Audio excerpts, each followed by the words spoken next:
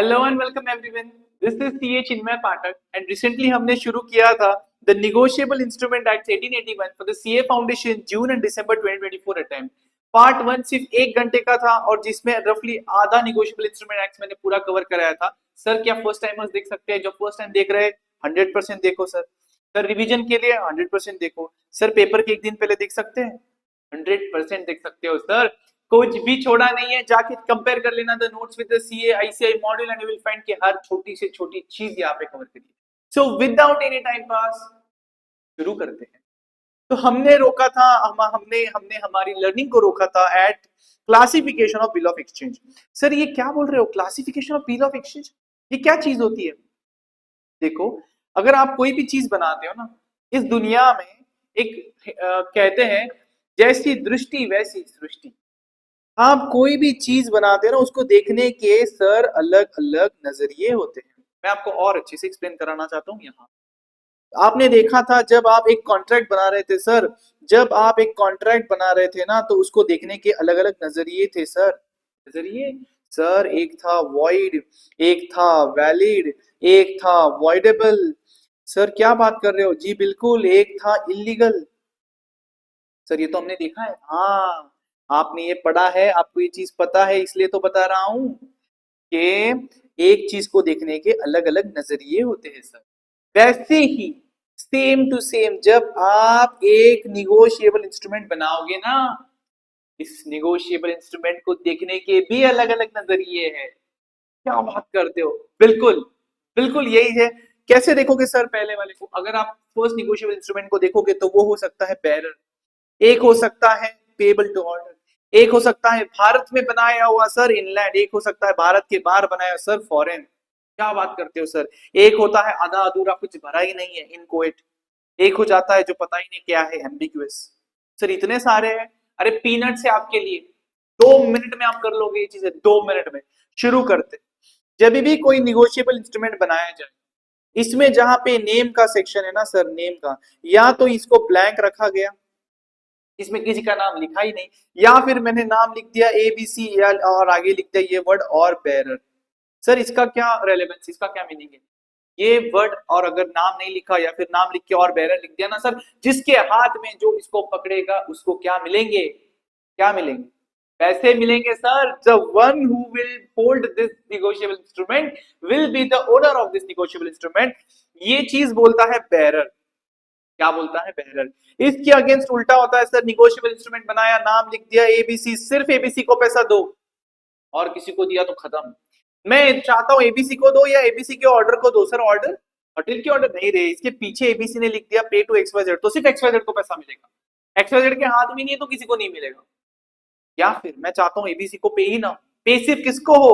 ABC के order को। यानी अरे यहाँ पे लिख दूंगा टू ABC's ऑर्डर, यानी अगर ABC लिखेगा XYZ तो XYZ को पैसा मिलेगा, ABC को भी नहीं मिलेगा। क्या अगर आप लोगों को ये समझ में आ गया ना तो देखो कितना आसान है। आपने डेफिनेशन लर्न कर लिया sir. Sir bearer instrument, sir bearer instrument, name of the पेई ब्लैंक है, या फिर नेम ऑफ द पेई लिखा है और वर्ड्स ऐड कर दिए और बेरर। इसका लास्ट एंडोर्समेंट, लास्ट ट्रांसफर हमेशा ब्लैंक होता है सर। इसके लिए सिर्फ हाथ में देना होता है क्या? ये बिल, ये एक्सचेंज, ये negotiable instrument negotiated by mere delivery. लेकिन यहाँ पे देखिए सर, ऑर्डर में क्या होता है? नाम मेंशन किया जाता है या फिर लिखा जाता है उस आदमी को या उसके ऑर्डर को पे किया जाए, या फिर लिखा जाता है order of the person.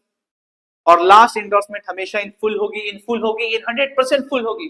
Sir full यानी क्या? हाफ फुल नहीं, नहीं भाई, फुल यानी नाम लिखा होगा। नाम के बगैर नहीं चलेगा, नहीं। इसके लिए आपको I+D, इसके लिए ID चाहिए सर। इंडोर्समेंट एंड डिलीवरी दोनों चाहिए, इसको सिर्फ डिलीवरी चाहिए। खत्म हो गए दो तो इधर ही। बात करेंगे आगे की सर। दो टाइप तो आपने बता दिए, आगे की बताओ सर। इनलैंड एंड फॉरेन, ये क्या चीज है सर? कोई नई नई चीजें बता रहे हो रोज। अरे यही तो आपका काम है। अभी as a CA foundation student आपको नई नई चीजें सीखनी है, तभी तो आप आगे बढ़ोगे। प्रोग्रेसिव ग्रोथ है, डिफिकल्टी बढ़ती है, बढ़ती जानी चाहिए। ये मान लेते हम एक US का देश है, और ये मान लेंगे हमारा भारत है, हमारा इंडिया है। कोई भी बिल ऑफ एक्सचेंज सर, कोई भी निगोशिएबल इंस्ट्रूमेंट अगर इंडिया में बनाया सर इंडिया में बना है यानी Indian paper, Indian stamp, Indian government का पेपर है, इंडियन गवर्नमेंट का स्टैंप है, कुछ भी है इंडियन आदमी ने साइन किया हुआ है, तो हम उसको बोलेंगे मेड इन इंडिया। एक बार किसी ने इंडिया में कोई बिल बनाया ना, वो बाय डिफॉल्ट बन जाएगा आपके लिए कौन सा पता है? Inland instrument. क्या बात कर सकते हो, क्या बात करते हो सर? जी हाँ। फिर हो सकता है कि ये एक तो पेएबल है टू हुम पता है? अक्षय कुमार। चलो इसका नाम नहीं लेंगे यार, ये तो सिटीजन है, इंडिया का सिटीजन, छोड़ दो। मान लेंगे महेंद्र सिंह धोनी जी। सर महेंद्र सिंह धोनी जी क्यों? अरे ये इंडिया के रेसिडेंट है सर, तो या तो ये बिल बना है इंडिया में और पेएबल है to a person resident in India, made in India plus payable to a person resident in India बन जाएगा इनलैंड इंस्ट्रूमेंट सर। दूसरी केस बतानी है, दूसरी केस मेड इन इंडिया तो कंपलसरी है, इसको तो कोई ऑप्शन नहीं सर, मेड इन इंडिया तो कंपलसरी है, लेकिन पेएबल इन इंडिया है sir. Sir payable in India, अरे यहाँ पे एक एसबीआई की ब्रांच है, यहाँ पे एक एसबीआई की ब्रांच है जो इंडियन ब्रांच है सर, और मैं बोल रहा हूँ ये इनकैश कहाँ पे होगा पता है? ये बिल यहाँ पे होगा, तो इस बिल को कहेंगे हम पेएबल इन इंडिया। तो देखिए, या तो made in India plus on resident, या फिर made in India plus payable in India, दोनों ही केस में ये बनेगा इनलैंड इंस्ट्रूमेंट। तो सर फिर फॉरेन क्या हो जाता है? अरे बहुत आसान है दोस्तों, फॉरेन यानी वो बिल, वो निगोशिएबल इंस्ट्रूमेंट जो हमारे भारत में बना ही नहीं, तो कहां पे बना सर? वो बना इस यूनाइटेड में, विदेश में बना। तो प्राइमरी कंडीशन होती है for a foreign bill is made outside India. क्या बोला मैंने?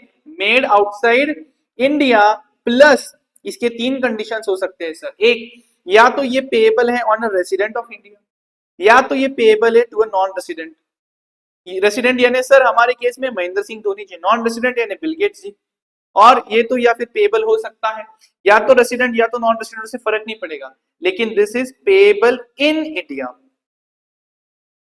थोड़ा शॉर्ट में क्रिस्प में बताना चाहूंगा, पहले नोट्स पे आ जाते हैं सर, बहुत आसानी से समझेगा। देखिए क्या बोलना चाहता था मैं, इनलैंड इंस्ट्रूमेंट यानी promissory note, bill of exchange cheque, bill of exchange cheque draw होता है, प्रोमिसरी नोट बनाई जाती है, मेड कहां पे sir? In India, in India plus plus या तो पेएबल इन इंडिया है, और यानी कि एसबीआई की इंडियन ब्रांच, या फिर drawn upon a person in India यानी महेंद्र सिंह धोनी जी का उसके ऊपर नाम है, इसको बोल लेंगे इनलैंड इंस्ट्रूमेंट। सर पेपर में टेक्निकल लैंग्वेज सिर्फ लिख देना है, नेगोशिएबल इंस्ट्रूमेंट मेड और drawn in India and payable to a person resident in India, और payable in India is a inland instrument. Sir foreign के बारे में बात कर रहे थे आप, यहाँ पे लिखिए, देखिए पहले तो ये चीजें जो है ना आउटसाइड इंडिया बनी है, आउटसाइड इंडिया ड्रॉ करी गई है, या तो ये हो सकती है to Mahendra Singh Dhoni ji, payable to Mahendra Singh Dhoni ji and payable outside India यानी एचएसबीसी बैंक इन सिंगापुर। मैं बोल रहा हूं महेंद्र सिंह धोनी जी, आपके ऊपर बिल बनाया, बिल के ऊपर मैंने आपका नाम लिखा है सर, मतलब ये आउटसाइड इंडिया बनाया बिल है, बिल बनाया यूएस में, payable to a person resident in India है सर, लेकिन इसको बोल रहे हैं हम यूएस की एचएसबीसी बैंक, एचएसबीसी सिंगापुर, कहीं से तो पैसे ले लेना। तो made outside India, payable outside India, but person resident in India. फिर इतना फर्क पड़ेगा इससे? अरे ये तो एनीवेज फॉरेन ही है, एनीवेज फॉरेन ही है, सिर्फ वर्डिंग देखो। दूसरी केस सर, इसमें दूसरी केस बनेगी, या तो ये बन जाएगा person resident outside India sir, Bill Gates के ऊपर बना है, और पेएबल भी आउटसाइड इंडिया है यानी एचएसबीसी सिंगापुर में ही पेएबल है। तो आउटसाइड बिल बना, आउटसाइड के आदमी पे बना, आउटसाइड इंडिया पेएबल है, तीनों भी केस रहेंगे तो भी ये बन जाएगा foreign bill sir, foreign negotiable instrument. या फिर ये बन जाता है रेसिडेंट इन इंडिया यानी एमएसडी के ऊपर, या फिर ये बन जाता है आउटसाइड इंडिया वाले यानी कि बिल गेट जी के ऊपर, लेकिन it is made payable in India. तीनों केस में it is a negotiable instrument foreign. Sir shortcut बताओ, बहुत अच्छा शॉर्टकट बना है आपको लोगों, जब भी ड्रॉन इन इंडिया होगा बाय डिफॉल्ट ये इंलैंड होगा, सिर्फ इसके आगे याद लिख लेना है पेएबल इंडिया और रेसिडेंट इंडिया। जब भी आउटसाइड इंडिया होगा ये बाय डिफॉल्ट फॉरेन होगा, सिर्फ इसमें ऐड कर देना पेएबल इंडिया, आउटसाइड इंडिया फर्क नहीं पड़ता, payable to resident non resident फर्क नहीं पड़ता। That's it sir, that's it sir. कौन से कायदे कानून इस बिल पे लगेंगे? ये तो यूके में पेएबल है, यूएस में पेएबल है, तो पहले से झगड़े हो जाते हैं दो देशों के बीच में। तो देखिए जो मेकर है, जो ड्रॉवर है, जो बनाने वाला है, लॉजिकली बताइए जहां पे बना रहा है उस देश के कानून लगेंगे, that is the law of the country where it is made. लेकिन जो एक्सेप्टर होता है, जो इंडोर्सर होता है sir, acceptor endorser, acceptor bill of exchange में होता है सर, इंडोर्सर यानी जो बोल रहा है दूसरे को पे करो। तो एक्सेप्टर और इंडोर्सर के केस में जहां पे वो पेएबल है ना सर, जिस देश में पेएबल है, भले यूएस में हो यूके में फर्क नहीं पड़ता, भारत में बना पाकिस्तान में बना फर्क नहीं पड़ता sir, payable in US UK, तो वहां के कानून लग जाएंगे सर, वहां के कानून लग जाएंगे। प्लीज ये एग्जांपल्स देख लेना, बहुत आसान है।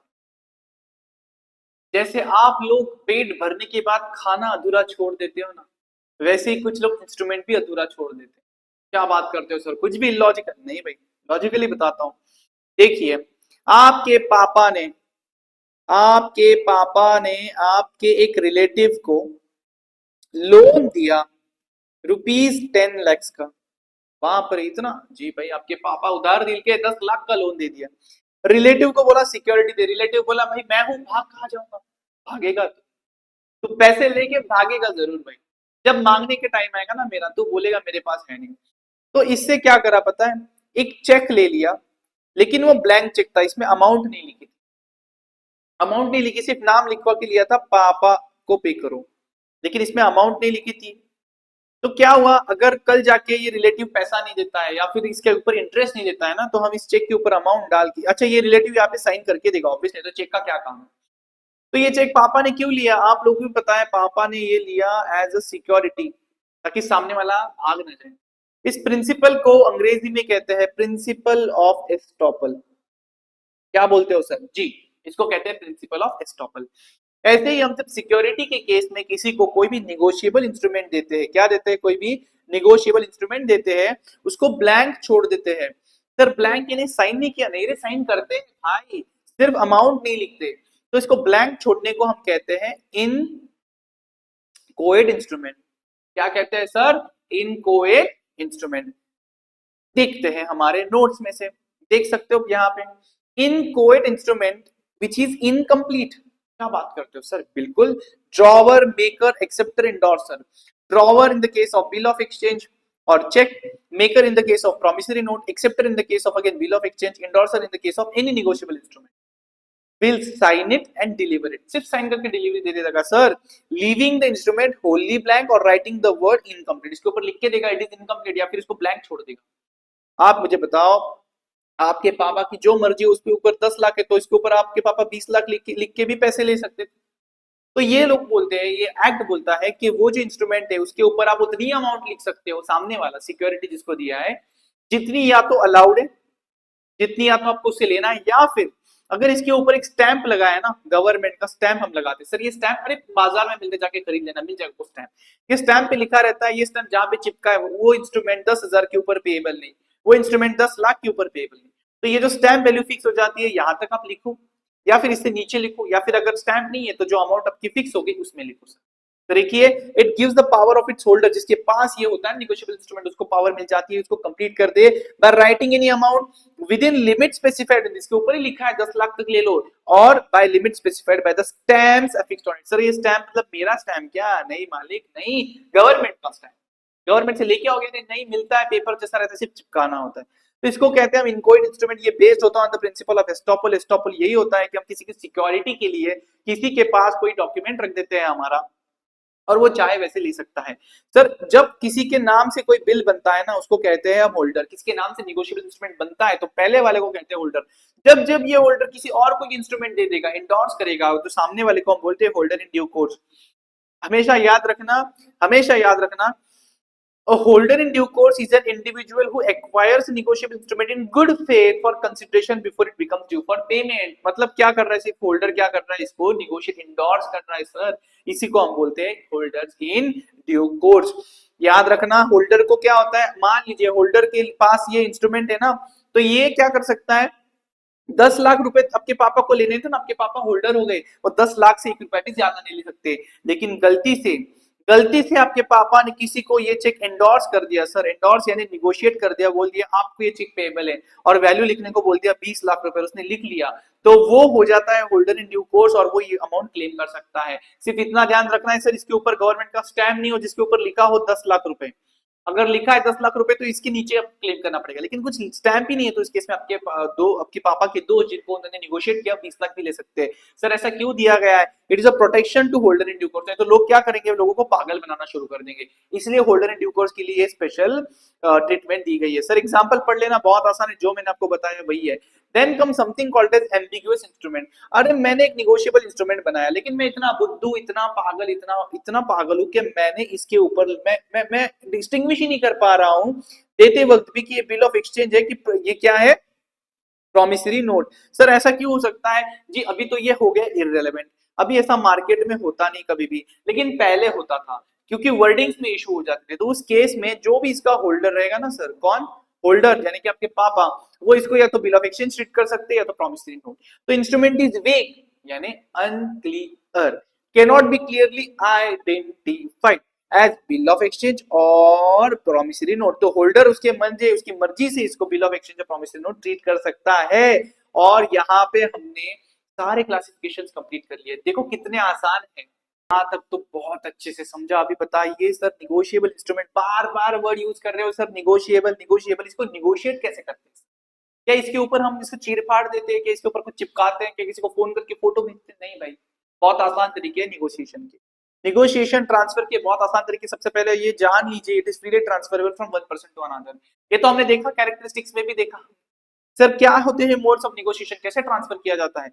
अगर ये बेरर है तो सिर्फ डिलीवरी चाहिए, अगर ये ऑर्डर है तो आईडी चाहिए, endorsement and delivery. Sir delivery दो तरीके से होती है, एक्चुअल मैं जहां की किसी के हाथ में देके आता हूँ, ये निगोशिएबल इंस्ट्रूमेंट, इसको कहते हैं एक्चुअल डिलीवरी। सर फिर कंस्ट्रक्टिव क्या होता है? मैं किसी को हाथ में नहीं देके आ रहा हूँ। मान लीजिए मैंने कोई चेक बैंक के पास रखा हुआ है और मैंने बोला बैंकर ये इंडोर्स कर दीजिए सी को, और सी का भी बैंक अकाउंट उसी बैंक में है, तो सी के बैंक में पैसे आ गए, इसको हम बोलेंगे कंस्ट्रक्टिव डिलीवरी। सर इसको थोड़ा ध्यान और डिटेल में समझिए। पहली बात बता देता हूँ, ये आपके सिलेबस में डिटेल में है नहीं, आपको है डिलीवरी क्यों इंपॉर्टेंट है इसके बारे में जरूर है, लेकिन कंस्ट्रक्टिव और एक्चुअल के बारे में है नहीं। तो कुछ एग्जांपल्स के थ्रू इसको समझते हैं। देखिए क्या हुआ, एक्स ने एक चेक बनाया 50,000 रुपए का जो वाई को पेएबल था, और उसको डिलीवर भी कर दिया। वाई ने ये चेक इंडोर्स करा जेड के नाम पे, एक्स ने दिया वाई को, वाई ने जेड का नाम लिख दिया इस बिल के पीछे, लेकिन इसने इसके ड्रॉवर में रख दिया। सर अभी क्या हो गया, ये जो बनाने वाला है ना वाई, ये डाइड, ये मर गया, ये मर गया, तो इसने डिलीवरी तो अभी तक करी नहीं और ये मर भी गया। अब मुझे बताइए, ये बोल देते हैं, ये लोग बोलते हैं क्या इस केस में जेड को होल्डर, क्या जेड होल्डर बनेगा, क्या इसको मिलेगा? तो ये बोलते हैं नहीं सर, डिलीवरी हुई नहीं है। दोनों केस में देखिए, बेरर हो या ऑर्डर हो sir, delivery is very important. Without delivery it cannot happen in any given case. तो देखेंगे हम आगे चलेंगे sir. Negotiation transfer by delivery section 47। Sir section number, बिना सेक्शन नंबर लिखे मैंने एग्जामिनेशन क्लियर किया ऑल लेवल्स, बार बार बताता हूं, बिंदास बिंदास बिंदास छोड़ दीजिए सेक्शन। तो देखिए sir, bill of exchange, promissory note, bill of exchange cheque is payable to bearer, ये निगोशिएट हो जाता है बाय डिलीवरी। और अगर यही निगोशिएबल इंस्ट्रूमेंट अगर ऑर्डर को है तो it has to be endorsed and delivery. यहाँ पे आगे लिखता है सर, अगर एक निगोशिएबल इंस्ट्रूमेंट अनलॉफुल मीन से ऑब्टेन हुआ है ना, तो ये निगोशिएट नहीं हो सकता थ्रू डिलीवरी। सर क्या बोल रहे हो? अरे किसी ने चेक बना के रखा था जिसके ऊपर अमाउंट नहीं लिखी, सिर्फ साइन किया, मैंने क्या करा, वो चेक चुरा लिया और मेरा नाम लिख लिया, अमाउंट मेरी मर्जी से लिख दी, ये अनलॉफुल मीन से लिया है सर, इसको हम डिलीवरी नहीं मानते। जब डिलीवरी हुई ही नहीं तो क्या तू घंटा निगोशिएट करेगा? कुछ नहीं कर पाएगा, कुछ नहीं कर पाएगा, कुछ भी नहीं कर पाएगा। तो याद रखना है। और अगर निगोशिएबल इंस्ट्रूमेंट के ऊपर लिखा हुआ है कि ये निगोशिएबल इंस्ट्रूमेंट तभी इफेक्ट लेगा, तभी एक्टिवेट हो जाएगा, इट इज लाइक एक्टिवेशन, जिस दिन ये चीज होगी उस दिन इसका बटन दबेगा, ये चालू हो जाएगा। यानी क्या सर, यहाँ पे लिखा है जिस दिन बी की डेथ हो जाएगी उस दिन ये निगोशिएबल इंस्ट्रूमेंट एक्टिवेट हो जाएगा। तो जब तक बी की डेथ नहीं होती, ये इवेंट हैपन नहीं होता, ये निगोशिएबल इंस्ट्रूमेंट एक्टिवेट नहीं होता, और जब तक वो एक्टिवेट है नहीं, उसकी क्या ही डिलीवरी करोगे तुम लोग? देखिए, if it is delivered on condition that it will take effect becomes a valid negotiable instrument only if some certain event happens, then such negotiable instrument is not negotiable until such event happens। लेकिन एक banker के लिए, एक agent के लिए, जिसको हम holder for value बोलते हैं, इसके लिए negotiable even without notice of condition. Sir ये क्या बोल रहे हो? देखिए यहाँ पे बताता हूँ, एक होल्डर है ऑफ अ निगोशिएबल इंस्ट्रूमेंट जो बेरर का, ए होल्डर है मतलब क्या, ये निगोशिएबल इंस्ट्रूमेंट इसके हाथ में है सर। अभी ये इसको, ये बी के एजेंट को डिलीवर कर देता है, बी के एजेंट को डिलीवर कर देता है, तो इसको हम बोलते हैं कंस्ट्रक्टिव डिलीवरी, क्योंकि ये एक्चुअली किसी के हाथ में नहीं दिया, ओनर के, उसके सामने वाले के, उसके एजेंट के हाथ में दिया, ठीक है, इसको हम बोलेंगे निगोशिएट हो गया। अब जैसे कि मैंने बोला, एक बंदा है जिसके पास एक निगोशिएबल इंस्ट्रूमेंट है जो बेरर को पेएबल है, इसने ये चीज रखी है अपने बैंकर के हाथ में, रखो आपके पास में टाइम आएगा तो आप मेरे बैंक में पैसे चढ़वा देना, एंड कैश कर लेना। तब क्या होता है ना, एक टाइम आता है जब ए उसके बैंकर को बोलता है ये पैसा आप बी को दे दीजिए, बी के बैंक में डाल दीजिए। इस केस में ए की बैंक क्या कर रही है सर, ये इंस्ट्रूमेंट को बी के नाम पे डाल रही है, ए की बैंक क्या कर रही है, इसको बी के नाम पे डाल रही है। अगर यहाँ पे लिखा होता ना कि ये सी के डेथ पे ही एक्टिवेट होगा, even in that case banker को फर्क नहीं पड़ेगा, वो निगोशिएट कर देगा बी को, लेकिन बी उसको एनकैश तब तक नहीं करेगा जब तक इवेंट नहीं होता। सर कंफ्यूजन में कंफ्यूजन क्रिएट करके थोड़ा आसानी से बताओ ना, मैं इतना ही कहना चाहता हूँ बच्चों, अगर किसी भी निगोशिएबल इंस्ट्रूमेंट में कोई कंडीशन मेंशन है, जब तक वो होती नहीं है निगोशिएबल इंस्ट्रूमेंट नहीं होता। लेकिन अगर आपने ये किसी बैंकर के पास रखा है for just for the purpose of collection, के जब टाइम आएगा आप इसके पैसे ले लेना, और अगर अपने बैंकर को बोला कि किसी और को दे दीजिए, तो बैंकर दे सकता है जब इवन ये कंडीशन नहीं है। तो सर क्या सामने वाले को पैसा मिल जाएगा? नहीं, कंडीशन तो होगी तभी पैसा मिलेगा, लेकिन बैंकर उसको दे जरूर सकता है, आप नहीं दे सकते किसी को, याद रखना है। फिर दूसरा आ जाता है sir negotiation by endorsement and delivery. अगर ये पेएबल टू ऑर्डर है तो negotiation by ID, that is endorsement and delivery. बहुत आसान है सर। मुझे बताइए सर डिलीवरी क्यों इंपॉर्टेंट है निगोशिएबल इंस्ट्रूमेंट में? सर निगोशिएबल इंस्ट्रूमेंट में डिलीवरी क्यों इंपॉर्टेंट है, इमीडिएटली देखते हैं। सर बार बार डिलीवरी डिलीवरी डिलीवरी बोल रहे हो सर, बताया दो डिलीवरी डिलीवरी है क्या? अरे मेरे बच्चों, जो निगोशिएबल इंस्ट्रूमेंट होता है उसका जो ये वर्ड है ना निगोशिएबल, ये वही बोलता है कि ये फ्रीली ट्रांसफरेबल है एक से दूसरे को। और मान लीजिए अगर ये डिलीवरी नहीं हुआ तो ये ट्रांसफर नहीं होगा, ट्रांसफर नहीं हुआ तो वो निगोशिएबल इंस्ट्रूमेंट नहीं हुआ, तो ये एक्ट पढ़ने का कुछ फायदा नहीं हुआ। इसलिए डिलीवरी बहुत इंपॉर्टेंट है सर। इसलिए अगर आप देखोगे मेरे नोट्स में तो आपको समझेगा this is a very very very important question, importance of delivery in negotiable instrument. देखिए हमेशा हमें लाइफ में रहना होता है ऑनेस्ट, इसलिए आपको पता होना चाहिए कि ऑनेस्टी मतलब honesty is the best policy sir, honesty is the best policy. Sir क्या बोल रहे हो? अरे वॉलंटरी ट्रांसफर होना चाहिए सर, दिमाग पे बंदूक रख के नहीं लेना चाहिए, चल भाई ला, नहीं, इट शुड बी वॉलंटरी। दूसरी चीज डिलीवरी का इफेक्ट भी तो होना चाहिए सर। मैं बोल रहा हूँ डिलीवर किया लेकिन डिलीवर हुआ ही नहीं है, ड्रॉर में पड़ा हुआ है, नहीं सर, इफेक्टिव होनी चाहिए डिलीवरी। साथ ही साथ याद रखना है जो भी आप डिलीवरी कर रहे हो ये एक्चुअल भी हो सकती है, कंस्ट्रक्टिव भी हो सकती है। चलो सर इसके पॉइंट्स कवर कर लेते हैं, बहुत छोटा सा टॉपिक है, बहुत आसानी से कवर हो जाएंगे। सबसे पहले सर, सबसे पहले delivery is a voluntary transfer sir, delivery is a voluntary transfer. जितने अंडरलाइन किए उतने कीवर्ड ट्रांसफर में आपके आने चाहिए, आपका काम बन जाएगा, 100% बन जाएगा sir. Delivery is very essential to complete the negotiable instrument to be negotiated. अगर ये डिलीवरी होगी नहीं तो निगोशिएबल इंस्ट्रूमेंट कभी भी निगोशिएट होगा नहीं। Always remember the property in the instrument तब तक किसी को, सर प्रॉपर्टी, अरे जो पैसे लिखे हैं ना वो तब तक किसी को पास नहीं होंगे जब तक डिलीवरी फुल्ली कंप्लीट नहीं होगी सर। जिस मोमेंट पे डिलीवरी फुल्ली कंप्लीट हो जाएगी the property in the instrument will also pass to the endorser, जिसके पास इंडोर्सर, जिसके पास वो इंस्ट्रूमेंट होल्डर, जो होल्डर हो जाएगा, जो होल्डर इन ड्यू कोर्स हो जाएगा। याद रखना है sir negotiable instrument is not made accepted और endorse unless it is delivered. क्या बोल रहे हो सर? अरे ए ने जब तक बी को इंस्ट्रूमेंट दिया ही नहीं, बी इसको आगे कैसे देगा? पॉसिबल ही नहीं है sir. Instrument is not made accepted endorse unless it is delivered to a proper person. फिर आगे चलेंगे सर, डिलीवरी एक्चुअल भी हो सकती है सर, कंस्ट्रक्टिव हो सकती है। मैंने आपको अभी बोला डिलीवरी एसी हो सकती है, एसी यानी एक्चुअल या फिर कंस्ट्रक्टिव। तो जब आप किसी के हाथ में एक्चुअली चीज देते हो ना उसको बोलोगे एक्चुअल, जब आप किसी के एजेंट को, क्लर्क को, सर्वेंट को देते हो उसको आप बोलोगे कंस्ट्रक्टिव। जब भी निगोशिएबल इंस्ट्रूमेंट डिलीवर्ड कंडीशनल हो जाता है सर या फिर स्पेशल पर्पस के लिए, सर क्या बोलते हो सर? स्पेशल पर्पस जैसे कि देखना एग्जांपल के थ्रू समझेंगे। A the holder of a bill endorses it to be or order for the express purpose that B may get it discounted। Sir ये डिस्काउंटिंग क्या होता है ना, ए ने बोला बी को भाई 31 मार्च 2024 का ये बिल ऑफ एक्सचेंज है 10 रुपए का, बी को ना 1 मार्च को ही जरूरत पड़ गई, तो ये क्या करता है, बी ये बिल लेके जाता है किसके पास पता है? आपके पास। आपके पास नहीं आएगा सर, ये जाएगा किसी बैंक के पास। बैंक बोलेगी अच्छा इसके ऊपर 10 रुपए लिखा है ना, मैं तेको अभी के अभी 9 रुपए दे देती हूँ, 1 रुपया मेरा कमीशन।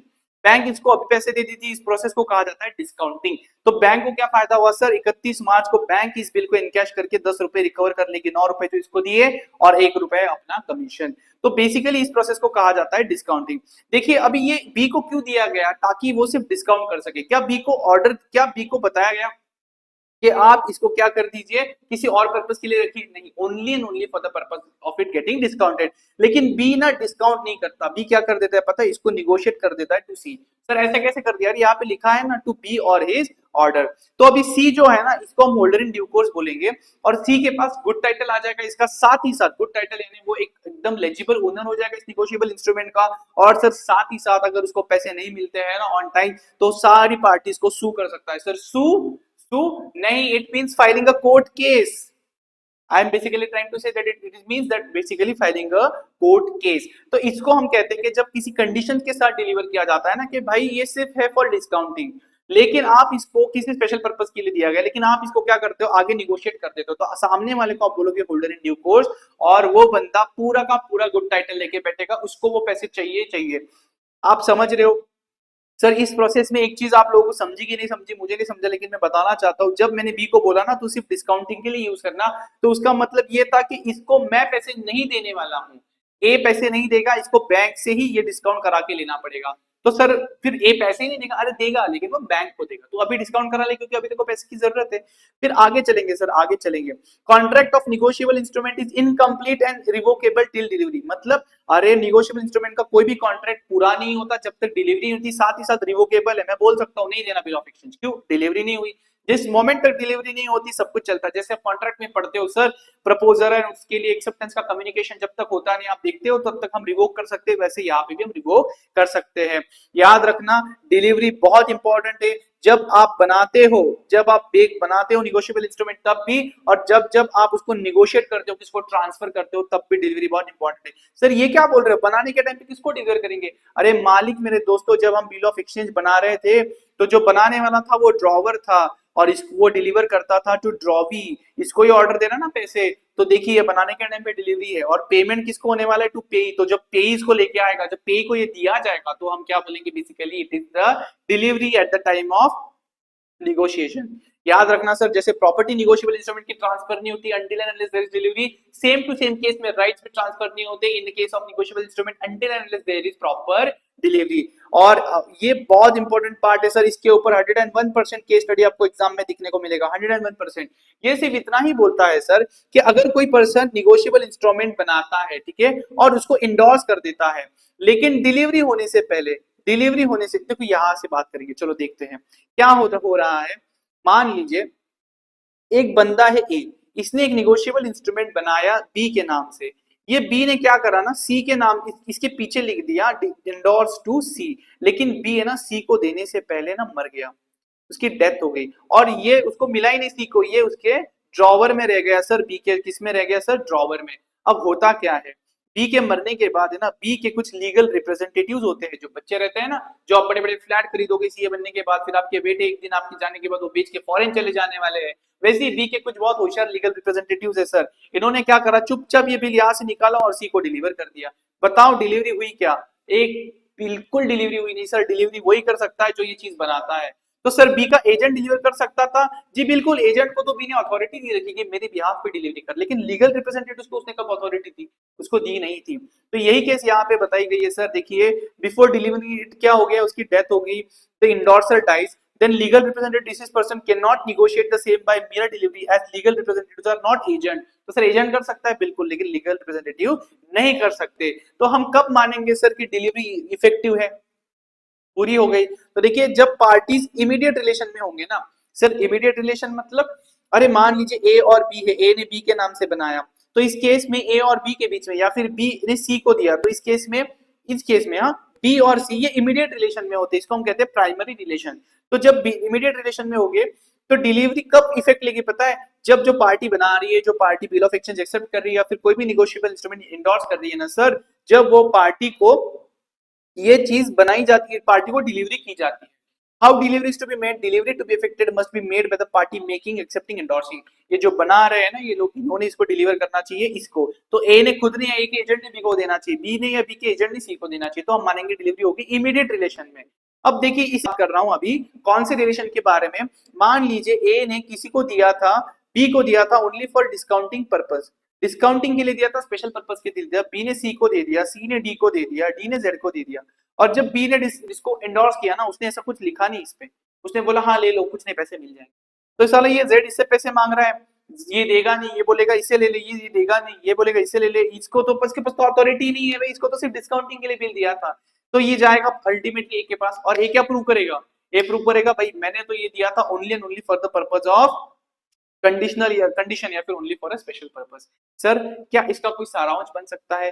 देखिए आपको सिर्फ इतना लिखना है, इमीडिएट रिलेशन की जब पार्टीज होती है तो उस केस में जो बना रहा है, एक्सेप्ट कर रहा है, एंडोर्स कर रहा है, उसने डिलीवर कर देना चाहिए. जब पार्टीज इमीडिएट रिलेशन में नहीं स्टैंड करती है और ऐसी केस हो जाती है तो उस केस में हमको सिर्फ इतना प्रूव करना होता है कि हमने दिया था फॉर स्पेशल कंडीशन, इसीलिए मैं पे नहीं करूंगा। और अगर आपका स्पेशल कंडीशन नहीं है सर तो उस केस में आपको क्या करना पड़ेगा, पे करना ही पड़ेगा। तो वो फर्स्ट केस में ही इमीडिएटली ऑटोमेटिक कवर हो जाएगा। सर अभी हम बात करने वाले हैं बहुत ही इंटरेस्टिंग टॉपिक के बारे में सर, चेक सेक्शन 138। बहुत बार आपने सुना होगा उसके ऊपर बैंक ने सेक्शन 138 के अंडर एक्शन ले ली, चेक क्या होता है सर, चेक क्या होता है, मैंने तो आपको बताया चेक क्या होता है। बहुत बार देखिए प्रोसेस कैसे होती है। ए ने क्या करा ना, एक चेक बना के दिया बी के नाम से 10,000 रुपए का, ओके। अब बी क्या करता है, मान लीजिए ये एचडीएफसी बैंक का चेक है, तो बी को क्या करना होता है, ये चेक लेके ना जाना होता है एचडीएफसी बैंक में। कहा जाना होता है, एचडीएफसी बैंक में, और बताना होता है देखिए मान लेते हैं एचडीएफसी बैंक भी नहीं, मतलब मान लीजिए बी का अकाउंट एसबीआई में, तो वो एसबीआई में जाके ये चेक डिपॉजिट करेगा, एसबीआई ये एचडीएफसी को ट्रांसफर करेगा और क्लियरिंग हाउस में क्लियर होने जाएगा। तब समझता है ए के दो तरीके के अकाउंट होते हैं, हो सकते हैं। एक होता है नॉर्मल अकाउंट, जैसे आपका है सेविंग्स अकाउंट, करंट अकाउंट, इसमें मिनिमम 10,000 का बैलेंस होना चाहिए ये चेक क्लियर करने के लिए, नहीं तो पेमेंट कहां से करेंगे। दूसरे टाइप का अकाउंट होता है सीसी या फिर ओडी अकाउंट। सर ये क्या होता है, ये एक लोन फैसिलिटी होती है जहां पे बैलेंस जीरो भी रहेगा ना तो भी बिजनेसमैन यहाँ से पैसे निकाल सकता है, यहाँ से जितने चाहिए उतने पैसे निकाल सकते हैं। इसको एक लिमिट दिया रहता है 10 लाख, 3 लाख, 4 लाख, और उसके ऊपर जितना पैसा निकालेगा उसके ऊपर इंटरेस्ट सिर्फ पे करेगा। तो दो तरीके के अकाउंट हो सकते हैं सर। तो या तो एचडीएफसी में जो ये चेक दिया है ना, ये इस अकाउंट से बिलोंग करता है, तो देखिए 10,000 का बैलेंस है नहीं, तो चेक क्या हो गया पता है, चेक बाउंस हो गया। बाउंस यानी गिर गया सर, डिसऑनर हो गया। क्या हो गया सर, डिसऑनर हो गया। या फिर सर इस अकाउंट का चेक है, सीसी ओडी अकाउंट का चेक है, लेकिन इसकी जो अरेंजमेंट है ना, बैंक ने जिसको ड्राइंग लिमिट दी है 10,000 का चेक दिया है, लेकिन ड्राइंग लिमिट सिर्फ 2,000 की देके रखी है। या फिर ड्राइंग लिमिट 3 लाख की, लेकिन ये बच्चा पूरा का पूरा निकाल के बैठा है, तो बैंक में बेसिकली लिमिट ही नहीं बचा है निकालने के लिए। तो इन दोनों केस में हम मानेंगे चेक डिसऑनर हो गया। आपको पता है सर चेक डिसऑनर करना इज अ क्रिमिनल लायबिलिटी। क्या बात करते हो सर, इतनी बड़ी, जी बिल्कुल, it is a criminal liability. लेकिन याद रखना अगर आपने किसी को गिफ्ट के तौर पे चेक दिया है सर, गिफ्ट, हाँ भाई ऐसे मेरी मर्जी है, मैं बड़े पैसे कमाता हूँ दे देता हूँ, या फिर मैंने किसी ट्रस्ट को किसी को डोनेशन के नाम पे पैसा दिया है, तो सर ये ना मेरी लायबिलिटी नहीं थी, मेरी लायबिलिटी नहीं थी, मेरा डेट नहीं था। तो इस केस में ये वाले चेक्स ना अगर बाउंस भी हो जाते ना तो बैंक कुछ नहीं कर सकती, कोई कुछ नहीं कर सकता, सामने वाला कुछ नहीं कर सकता। सर क्यों, अरे सेक्शन 138 बोलता है कि सिर्फ लायबिलिटी, सिर्फ डेट वाले चेक्स हम कवर करेंगे, गिफ्ट डोनेशन वाले यहाँ पे कवर नहीं करेंगे। तो देखिए सेक्शन 138 क्या बोलता है, अगर आपका चेक बाउंस हो जाता है ना तो सर आपको 2 साल की जेल हो सकती है, और आपको ट्वाइस द अमाउंट, जितना अमाउंट आपके चेक में लिखा है ना उतना फाइन लग सकता है सर। यानी टू टू होगा आपके साथ, 2 साल की जेल हो सकती है, या फिर जितना अमाउंट चेक में लिखा है उसके ट्वाइस, दुगना आपको फाइन लग सकती है, या दोनों भी हो सकता है। इतना बड़ा ऑफेंस है, जी बिल्कुल, आज अभी तक इतना किसी को होता नहीं है, लेकिन ये करते हैं, ये पॉसिबल है सर। आप समझ रहे हो, ये कायदे कानून में लिखा हुआ है। इसकी कुछ कंडीशन है, लेकिन देखिए सबसे पहले जो चेक आप दे रहे हो ना, it should B for a liability और डेट, मतलब ये गिफ्ट के लिए, डोनेशन के लिए नहीं होना। साथ ही साथ मान लीजिए चेक 1 मार्च 24 का है, तो जिसके नाम से चेक दिया ना बी को विद इन 6 मंथ, जिस डेट से ये चेक दिया गया ना, जिस दिन के लिए, उसके 6 महीने के अंदर इसको बैंक को ये प्रेजेंट करना पड़ता है। सर नहीं करता है तो लैप्स हो जाएगा, तो मिनिमम 6 महीने में उसने प्रेजेंट करना होना चाहिए। जिस दिन उसको समझता है, मान लीजिए ऐसा मान लेता हूँ इसको 6 इस दिन पे समझ, 6 महीने के एंड में उसको समझा, उसने चेक डाल दिया 6 महीने के अंदर, उसको समझा कि यार ये डिसऑनर हो गया है, बैंक ने उसको फोन करके बोला सर चेक डिसऑनर, पैसे नहीं मिले, तो उस केस में इसने क्या करनी चाहिए, एक नोटिस देनी चाहिए। सर किसको, ये एक हो रहे मालिक, ये एक और नोटिस देनी चाहिए, भाई तेरा चेक डिसऑनर हो गया, फटाफट बैंक में पैसा डाल के मेरे को पैसा दे दे, फटाफट बैंक में पैसा डाल और मेरे को मेरे पैसे दे दे। मान लीजिए एक को, इसको टाइम तो देना पड़ेगा ना सर, तो ये टाइम देगा उसको 15 दिन का। तो देखिए 30 डेज की नोटिस देगा, 30 डेज की मतलब क्या, मैं जिस दिन मेरे को समझाना कि भाई इसका चेक डिसऑनर हो गया, उस दिन से 30 डेज के अंदर मुझे उसको नोटिस देनी पड़ती है, और 30 डेज कि अगले 15 दिन के अंदर इस नोटिस को जब मिलेगी ना, इसके 15 दिन के अंदर पेमेंट कर दे। अगर वो ये सारी कंडीशन फुलफिल कर लेते हैं और ये 15th डे होने के बाद भी वो पेमेंट नहीं करता है ना, आप सीधा जाके पुलिस में कंप्लेंट फाइल कर दीजिए, एफआईआर अंडर सेक्शन 138, उसको 2 साल की जेल भी हो सकती है, साथ ही साथ ट्वाइस द अमाउंट फाइन भी हो सकती है, या दोनों हो सकता है। इसलिए चेक देखो कितना सिक्योर्ड है, कितनी बड़ी सिक्योरिटी, इसलिए चेक देने से पहले 10 बार सोचना, किसी को एज अ सिक्योरिटी चेक देने से पहले 10 बार आपको सोचना है। तो सर फटाफट बताइए सर, मजे आ रहे, देखिए देखिए सर, देखिए सर, देखिए सर, देखो देखिए, यहाँ पे लिखा है हमने, देखिए क्या होता है, where any cheque drawn by a person on account maintain by him with a banker, ये सेविंग्स या करंट अकाउंट हो सकता है। For payment of any amount to any other person, हमारे केस में बी के लिए, from amount of that account for the discharge of whole, मतलब पे करना है उसको क्या सर, एनी डेट और लायबिलिटी। सर इतना लैंग्वेज लिखना है, नहीं सिर्फ कितना लिखना है, when the cheque is drawn for payment of any debt and liability to any other person and it is given away, it is returned by the bank unpaid. Bank बोलती है कि नहीं हो सकता, क्यों, या तो उसके करंट या तो सेविंग्स अकाउंट में क्रेडिट में उतना पैसा नहीं है उसके पास, और it exceeds the amount arrange to be paid from that account, मतलब सीसीओडी अकाउंट है ना सर, उसमें उतना लिमिट ही अवेलेबल नहीं है या फिर पूरा विड्रॉ करके रखा है।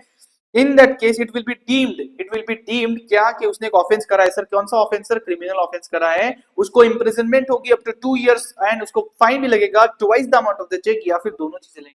सर इतना डिफिकल्ट चीज हो जाएगा, जी जी जी। लेकिन सर इस पे 100% आपको क्वेश्चन बनेगा, कौन से कंडीशंस आपको फुलफिल करने पड़ेंगे, ये आप किसी को जेल में डलवाना है तो सबसे पहले 6 महीने के अंदर वो चेक प्रेजेंट हो जाना चाहिए सर, कब, जिस दिन का दिया है ना उस दिन के 6 महीने के अंदर बैंक को प्रेजेंट हो जाना चाहिए फॉर पेमेंट। सेकेंड चीज सर, जो जो होल्डर है, जिसको जिस दिन समझता है ना बैंक से इंफॉर्मेशन आ जाती है कि भाई भैया भैया आपका चेक बाउंस हो गया, आपको पैसे नहीं मिलने वाले, प्लीज उसको बताइए पैसे डाले, तो उसके 30 डेज के अंदर आपने क्या करना है, एक नोटिस देनी है राइटिंग में, किसको, वो हो जिसने आपको दिया है ना वो चेक, उसको ड्रॉवर को, ए भाई मेरे को पैसे दे, मेरे को पैसे दे। और उसके 15 दिन के अंदर अगर वो पैसे देता है तो ठीक, अगर वो फेल हो जाता है, मतलब तीनों कंडीशंस फुलफिल हो जाती है ना सर आपकी, तो आप क्या कर सकते हो पता है, केस फाइल कर सकते हो, complain can be filed after ये 45 डेज, अरे 30 डेज नोटिस पीरियड, आगे के 15 डेज पेमेंट का ग्रेस पीरियड, तो 45 डेज के बाद आप कर सकते हो। सर कौन से चेक्स इसमें कवर्ड नहीं है sir, donation, gift, security, discharge of moral obligation, moral obligation है पति पत्नी वाला रहता है, बच्चों को दिया है कुछ, मंथली आपको पॉकेट मनी देंगे। इलीगल डोनेशन कर रहे हो, ब्लैक मनी से कर रहे हो, तभी भी 130 एप्लीकेबल नहीं होता है सर, ये वाला आप पढ़ लेना, ज्यादा कुछ इसमें है नहीं, एग्जांपल बहुत इजी है सर। सर पेनल्टी मैंने आपको बताई, 2 साल की जेल या फिर 2 द अमाउंट या फिर बोथ, ओके।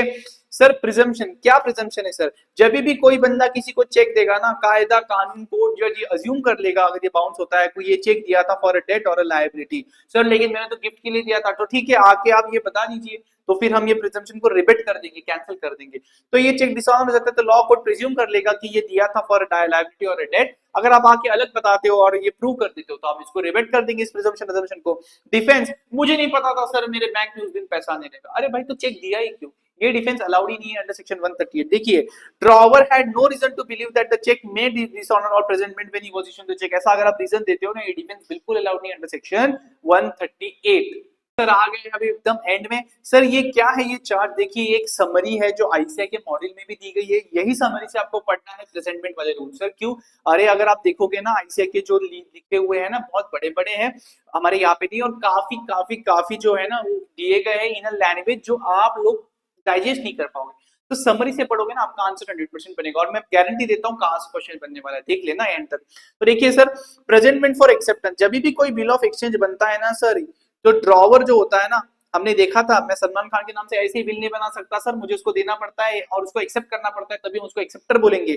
तो ये बिल ऑफ एक्सचेंज एक्सेप्टेंस के लिए कैसे प्रेजेंट किया जाता है सर, सिर्फ बिल ऑफ एक्सचेंज की बात कर रहे हैं यहाँ पे। तो देखिए, bill of exchange payable after site, after site मतलब क्या, कि जाके उसको दिखाओ, वो देखेगा और फिर पेमेंट करेगा, इसको कहते हैं आफ्टर साइट, साइट यानी देखना। तो bill of payable after site जो होता है ना, it should be presented within a reasonable time. Reasonable time मतलब मान लीजिए 10 तारीख को पेएबल है, तो 10 तारीख को, 8 तारीख को, 9 तारीख को जाइए, ताकि उसको टाइम मिले।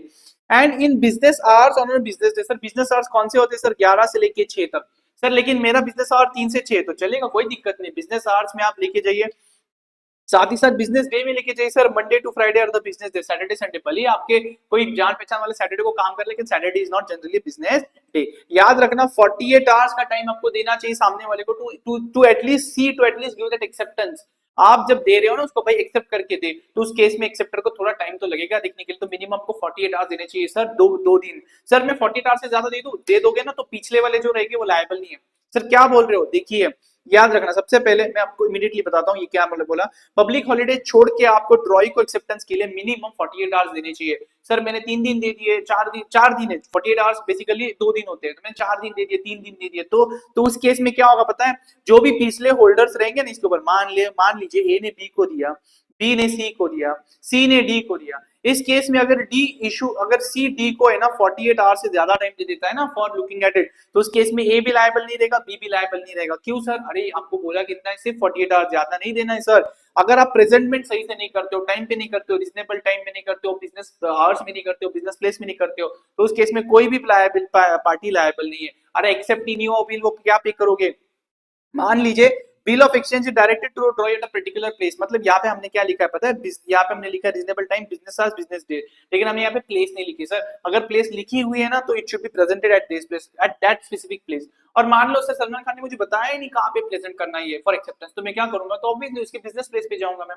तो देखिए अगर मैं ना उसको बहुत सही से ढूंढता हूँ, रीजनेबल सर्च करता हूँ, लेकिन मुझे ड्रॉई मिलता नहीं फॉर एक्सेप्टेंस। ड्रॉई कौन होता है सर? ड्रॉई वो होता है जो पे करने वाला है, उसको एक्सेप्ट करना पड़ता है बिल ऑफ एक्सचेंज पहले। तो अगर मुझे समझता है ना, अगर मुझे समझ रहा है कि ड्रॉई जो है ना वो रीजनेबल सर्च के बाद भी नहीं मिल रहा है, हम बिल ऑफ एक्सचेंज को डिसऑनर मानेंगे। Sir bill of exchange dishonour हो जाएगा तो क्या होगा सर? आप क्या कर सकते हो? इसको क्रिमिनल लायबिलिटी जैसा ट्रीट कर सकते हो। क्या सेक्शन 138 नहीं, वो सिर्फ चेक के लिए सर, वो सिर्फ चेक के लिए, इसके लिए अलग प्रोविजन है जो आपके सीए फाउंडेशन में कवर नहीं है। सर प्रॉमिसरी नोट, अगर प्रॉमिसरी नोट में तो काय का एक्सेप्टेंस होता है? गवर्नमेंट ऑफ उत्तर प्रदेश और एसबीआई, याद कर लेना सर, इसमें काय का एक्सेप्टेंस? तो ये हो जाती है payable for site, presentment for site. Site यानी क्या सर? आपको उसको देना है ताकि वो उसके ऊपर थोड़ा स्टडी कर सके, उसको देख सके, फिर उसके बाद ही उसके ऊपर साइन करेगा। तो promissory note is payable at a certain period after site, मतलब आप मुझे दीजिए, मैं देखता हूं एसबीआई को पेमेंट करना है, ठीक है, तो उत्तर प्रदेश के पास, गवर्नमेंट ऑफ उत्तर प्रदेश के पास एसबीआई ये प्रॉमिसरी नोट लेके जाएगा सर, और गवर्नमेंट ऑफ उत्तर प्रदेश उसको देखेगा और देखने के बाद उसका पेमेंट करेगा। तो देखिए it should be presented within reasonable time in business hours and business day, हर जगह पे सेम है sir, RBB, reasonable time, business hours, business day. अगर लिख के रखा है इसी टाइम पे लेके आना है, इसी डे पे लेके आना है, इसी टाइम में लेके आना है, तो उस केस में वही पे लेके जाएंगे, लेकिन लिखा नहीं है तो आरबीबी आ जाएगा। और सर अगर आप नहीं लेके जाते हो तो साला कोई भी पार्टी लायबल ही नहीं है फिर इस केस में, कोई भी पार्टी लायबल नहीं होती सर इस केस में। Rules regarding presentment for payment, ये क्या होता है सर? एक्सेप्टेंस वगैरह सब अलग बात हो गई, मैं बात कर रहा हूँ डिमांड पे पेएबल है कोई चीज। डिमांड पे मतलब जैसे मैं बिल आपके सामने रखूं, आपको मुझे पैसे देने, इस केस में देखेंगे पहले तो चीज होती है मेकर, एक्सेप्टर और ड्रॉई। Maker of a promissory note कौन होता है? जिसको ये पैसे देने होते हैं। Acceptor of a promissory note कौन होता है? बिल ऑफ एक्सचेंज कौन होता है? जिसको ये पैसे पे करने हैं। ड्रॉई ऑफ अ चेक कौन होता है सर? जिसको ये पैसे पे करने हैं। तो देखिए अगर आप प्रेजेंटमेंट में डिफॉल्ट करते हो ना सर, तो कोई भी पार्टी लायबल नहीं होती ऑन इट्स पेमेंट, लेकिन एक्सेप्शन देके रखा है। अगर प्रॉमिसरी नोट डिमांड पे पेबल है, जिस दिन लेके आओगे उत्तर प्रदेश गवर्नमेंट के पास, जिस दिन वो बैंकर एसबीआई लेके आएगा ना, उस दिन पेबल है, और कोई टाइम कोई प्लेस नहीं बताएगा इस केस में, तो प्रेजेंटमेंट नेसेसरी नहीं सर। सर क्यों प्रेजेंटमेंट नेसेसरी नहीं है? अरे मैं क्या बोल रहा हूँ, डिमांड पे है, जिस दिन लेके आओगे उस दिन आप पैसे लेके जाना, तो आपको मेरे साइट के लिए, मेरे स्टडी के लिए इसको प्रेजेंट करने की जरूरत नहीं है। सर किस टाइम में प्रेजेंट करना चाहिए? During usual business hours. अगर पेबल आफ्टर साइट या फिर आफ्टर डेट है सर, पेबल आफ्टर साइट मतलब देखने के कुछ टाइम बाद या फिर किसी डेट के बाद अगर पेबल है, तो ऑब्वियसली जिस दिन को बोला है, मैच्योरिटी को बोला है, उस दिन आप लेके जाइए। सर प्रॉमिसरी नोट अगर इंस्टॉलमेंट में पेबल है, जैसे हमारे केस में उत्तर प्रदेश 3-3% इंटरेस्ट पे करने वाला था ऑन दैट लोन, तो उस केस में जो भी डेट फिक्स करी गई है ना sir for payment, payment of EMI, उसके थर्ड डे पे आप उसको प्रेजेंट कर दीजिए, वो आपको पेमेंट कर देगा sir. Instrument payable at a specified place है, तो उसको स्पेसिफाइड प्लेस पे जाके प्रेजेंट कर देना है सर। अगर कोई प्लेस स्पेसिफाइड ही नहीं है कि कहाँ पे प्रेजेंट करना है, तो उसके बिजनेस प्लेस पे जाके कर देना है। वहां उसका कोई बिजनेस प्लेस भी नहीं है सर, तो उसके रेसिडेंस पे जाके करके देना है। सर मुझे उसका कोई भी बिजनेस या रेसिडेंस प्लेस ही नहीं पता है सर, तो उस केस में हम क्या करेंगे? हम उसको करेंगे जहां पे भी वो ढूंढ सकते हैं, जहां पे भी हमको मिलता है, where it can be found we will present the bill for, we will present the promise negotiable instrument there. Sir अगर डिमांड पे इंस्ट्रूमेंट पेएबल है, तो मैंने वापस बोला within a reasonable time after it is received by the holder, जब holder को मिल जाता है ना, उसके रीजनेबल टाइम के अंदर उसको प्रेजेंट कर देना चाहिए फॉर पेमेंट। याद रखना है, अगर आपको डिले हो जाता है, आपको प्रेजेंट में कोई डिफॉल्ट हो जाता है, क्योंकि अर्थक्वेक आया था, क्योंकि आपकी बाढ़ आई थी, कुछ डैमेज हो गया था, that is reason beyond your control, तो उस केस में ये जो मैं बोल रहा था ना कि कोई भी पार्टी लायबल नहीं होगी, ये एप्लीकेबल नहीं होगा सर, आपके बियॉन्ड, आपके कंट्रोल के बियॉन्ड की चीज हो गई है और इसलिए डिफॉल्ट हुआ है। तो सर इंपॉर्टेंट क्या है सर? इंपॉर्टेंट ना ये वाला आएगा सर, इंपॉर्टेंट आने वाले ये कि प्रेजेंटमेंट कब अननेसेसरी है। आपको सामने वाला बंदा आने ही नहीं देता, कुत्ते छोड़ देता है आपके ऊपर, गेट के दरवाजे बंद कर लेता है, आप ढूंढते हो तो मिलता नहीं है, बहुत सारे कारण देता है, बिजनेस प्लेस बंद कर देता है, बिजनेस आवर्स में खुला नहीं रखता है, तो ऐसी कोई चीजें करते हैं ना चिंदी मारी, तो उस केस में आपको प्रेजेंटमेंट अननेसेसरी सर। सर कौन सा? Maker ड्रॉई acceptor prevents the presentment, वो आपको करने ही नहीं देता प्रेजेंट, आपको बोले प्रेजेंट करेगा, मर्डर कर दूंगा तेरा। Payable at business place, but वो बिजनेस प्लेस जो है ना, वो क्लोज्ड है बिजनेस आवर्स के टाइम पे। सर फिर हम रात को जाएंगे 10 बजे, अरे हमने तो लिखा है बिजनेस आवर्स में करना चाहिए, payable at a specified place, लेकिन वहां पे वो पार्टी आती ही नहीं जब हम जाते हैं, या फिर ये कोई स्पेसिफाइड प्लेस पे पेबल नहीं है, और जो लायबल पार्टी है ना, जो जिसको जैसे पैसा पैसा हमको लेना है सर, अब मिल ही नहीं रहा है, सर्च करने के बाद भी अपने को मिल नहीं रहा है। लायबल पार्टी जो है ना, उसने क्या करा है पता है, आपने प्रेजेंट उसको किया ही नहीं, फिर भी वो पे कर रहा है आपको, तो उसके इसमें प्रेजेंटमेंट नेसेसरी नहीं है। सर क्या बोल दिया आपने? अरे मैं बोल रहा हूं आप मुझे प्रेजेंट करोगे तब मैं पेमेंट करूंगा ना उस नेगोशिएबल इंस्ट्रूमेंट का। आप प्रेजेंट कर ही नहीं रहे हो, मतलब आपको टाइम में प्रेजेंट करने में, और मैंने अभी पैसा कर दिया, एडवांस में पैसे दे दिए, तो ही हैज एंगेज टू पे नॉट विथस्टैंडिंग नॉन प्रेजेंटमेंट। आप प्रेजेंट करो नहीं करो पैसे दे देगा।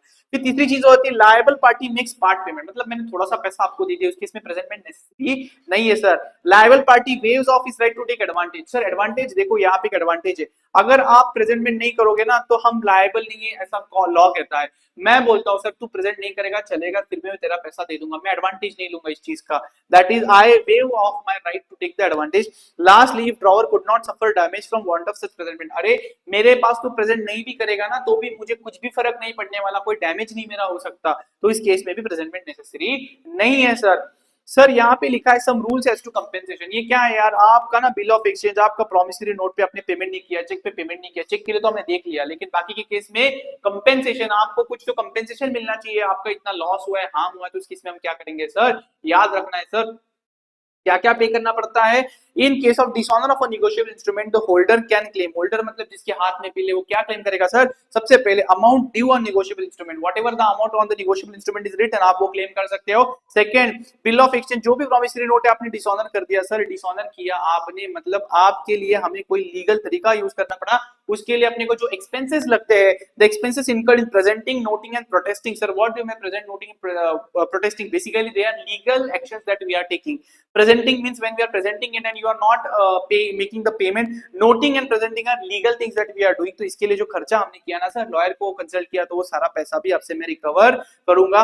साथ ही साथ जिस दिन से आपको पे करना था and you did not make the payment, वहां से आगे 18% पर annum को इंटरेस्ट भी पे करना पड़ेगा sir. This is also a very important question for your CA Foundation June 2024 as well as December 2024 exam. अगर निगोशिएबल इंस्ट्रूमेंट किसी फॉरेन करेंसी में है ना सर, तो फॉरेन करेंसी एक्सचेंज रेट का जो डिफरेंस का लॉस अगर मुझे होता है तो वो भी आपको मुझे कंपेंसेट करके देना पड़ेगा। लास्टली हमने ये पूरी चीज देखी थी सेक्शन 138 वाली की, अगर चेक डिसऑनर हो जाता है तो क्या करना चाहिए। सर क्या ये समरी सफिशिएंट है फॉर प्रेजेंट में? 100% सफिशिएंट है, मेरी गारंटी है। और इसी के साथ हमने निगोशिएबल इंस्ट्रूमेंट पूरी तरीके से कंप्लीट कर दिया।